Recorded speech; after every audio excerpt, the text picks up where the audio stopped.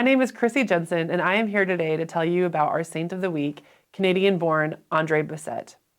Now, to me, Andre Bessette's origin story is very similar to that of Captain America's. He was a small, weak, sickly man who had a lot of ambition and greatness despite his physical limitations. Andre Bessette was born on August 9, 1845, and he was the 8th of 12 children. Yet, tragically, he was orphaned at the age of 12.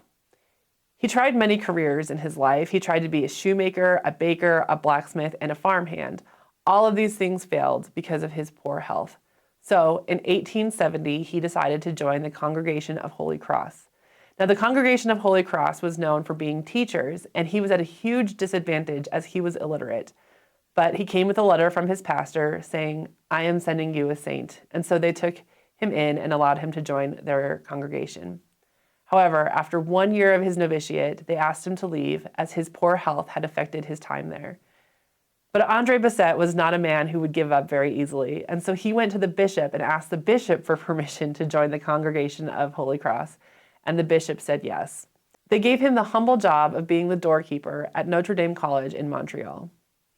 Now, one story that I really love about Andre Bessette is that he had this great love and devotion towards Saint Joseph. In 1904, he went to the archbishop and asked the archbishop for permission to build a chapel to Saint Joseph. The archbishop gave him permission, but only under the circumstances that he would not go into debt and that he would only use any money that he already had. Well, what money did he already have? He had been collecting nickels and dimes from the boys when he cut their hair at the Notre Dame College in Montreal. He also put at a statue of St. Joseph a sign that read, "Donations for St. Joseph," and was able to collect some money that way. After time, he was able to raise about $200, which even back in the early 1900s was still not enough money to build a chapel. But he started the process, and after some time, he went back to the archbishop and asked him for permission again to continue his building. And the archbishop asked him, "Have you been seeing visions of St. Joseph?" To which he said, "I have only my great devotion of St. Joseph to guide me." Over time, they were able to build walls, install heating, create a paved road up the mountain, build a shelter for the pilgrims, and living quarters for the brothers in order to take care of the shrine. People would come from all over the world because they had heard rumors that Andre Bessette was known for healing.